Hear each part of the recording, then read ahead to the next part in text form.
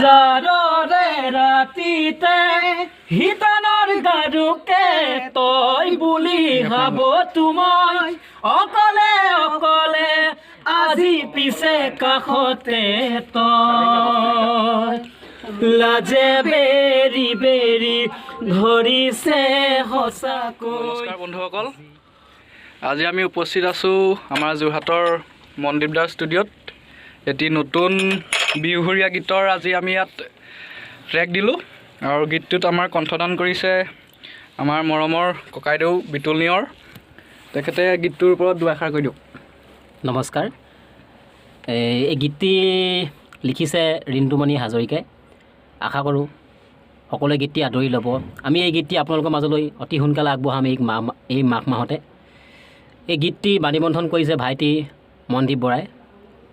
আশা কৰোঁ সকলোৱে গীতটি আদৰি ল'ব। ধন্যবাদ। আৰু আমাৰ মাজত আছে আজি গীতটি কথা সুৰেৰে সজাই তুলিছে আমাৰ মৰমৰ ককাইদেউ ৰিণ্টু দা। নমস্কাৰ দেই। কৈ দিয়ক।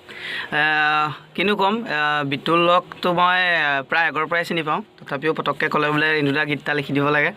তাৰ কাৰণে যিমানখিনি চেষ্টা কৰিছোঁ এটা থলুৱা প্ৰেম কাহিনী যিটোত আপোনাৰ সন্নিৱিষ্ট হৈ থাকিব এখন পথাৰৰ এজন হালোৱা আৰু এগৰাকী ৰোৱনী, যি দুজনৰ মাজতে গোটেই গীতটো ৰচিত হৈছে আৰু যিটো গাঁৱৰ থলুৱা প্ৰেম তাৰ ওপৰতে ভিত্তি কৰি গীতটো লিখা হৈছে। আৰু বহুত কষ্ট কৰিছোঁ, অসমীয়া ভাষাৰ সম্পূৰ্ণৰূপে এটা শুদ্ধ অসমীয়া ভাষা তাত প্ৰতিষ্ঠা কৰিবলৈ চেষ্টা কৰিছোঁ।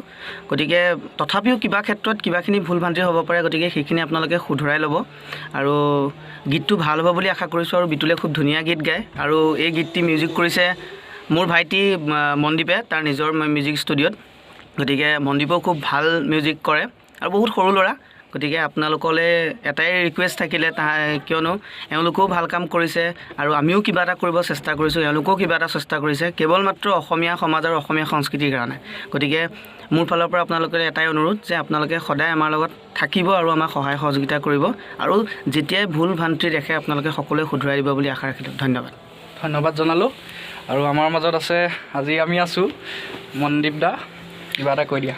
হয়, গানটো খুবেই ধুনীয়া লিখিছে ৰিণ্টুৱে, খুবেই কথাও বহুত ধুনীয়া আৰু সুৰো বহুত ধুনীয়া। গানটো আজিৰ পৰা ষ্টাৰ্ট কৰিবলৈ লৈছোঁ আৰু গীতটো আশা কৰোঁ বহুত ভাল হ'ব। বিতুল নিয়ৰৰ কণ্ঠত অতি সোনকালে শুনিবলৈ পাব এই মাঘ মাহতে। ধন্যবাদ জনাইছোঁ। আৰু আমাৰ মাজত উপস্থিত আছে বহুকেইজন আমাৰ কলা কুশলী উপস্থিত আছে। এইফালে আমাৰ খুৰা আছে উপস্থিত, তাৰপাছত এইফালে আমাৰ বন্ধু জ্ঞানদীপ মাধুৰ্য আছে। আৰু গানটো আজি ট্ৰেক দিয়া হৈছে আৰু লাহে লাহে আমি মিউজিকৰ কাম আৰম্ভ কৰিম আৰু পৰৱৰ্তী ভিডিঅ'ত আমি আপোনালোকক গানটো কেনেকৈ বাণীবন্ধন কৰোঁ, কেনেকৈ মিউজিক কৰোঁ, আমি ভিডিঅ' আকাৰে আপোনালোকক দেখুৱাই থাকিম। গতিকে আপোনালোকে সকলোৱে গানটো আদৰি ল'ব বুলি আশা ৰাখিলোঁ। ধন্যবাদ। নাঙলৈ যামে পথাৰলৈ কুকুৰাৰ দাকতে শুৱা পাতি দিলৈ কান্ধতে নাঙলৈ যামে পথাৰলৈ। বন্ধুসকল, যিহেতু এইবাৰ আমাৰ প্ৰথম পৰিকল্পনা এটি বিহুসুৰীয়া গীত আপোনালোকৰ মাজলৈ মুকলি কৰি দিয়া, গতিকে ভুল ভ্ৰান্তি হোৱাটো স্বাভাৱিক। ভুল ভ্ৰান্তিখিনি আপোনালোকে আঙুলিয়াই দি গীতটি আদৰি ল'ব বুলি আশা ৰাখিলোঁ।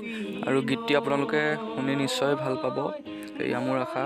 কাৰণ গীতটি বৰ সুন্দৰকৈ লিখিছে মোৰ মৰমৰ ককাইদেউ ৰিণ্টু দাই আৰু বিতুল ককাইদেউ বৰ সুন্দৰকৈ কণ্ঠদান কৰিব বুলি মোৰ বিশ্বাস। আৰু মনদীপ দায়েও বৰ ধুনীয়াকৈ সংগীতেৰে গীতটো সজাবলৈ কামত হাত দিছে। গতিকে খুব সোনকালেই আমাৰ গীতটি আপোনালোকৰ মাজলৈ আগবঢ়াই দিম। গতিকে সকলোৱে আদৰি ল'ব বুলি আশা ৰাখিলোঁ। ধন্যবাদ।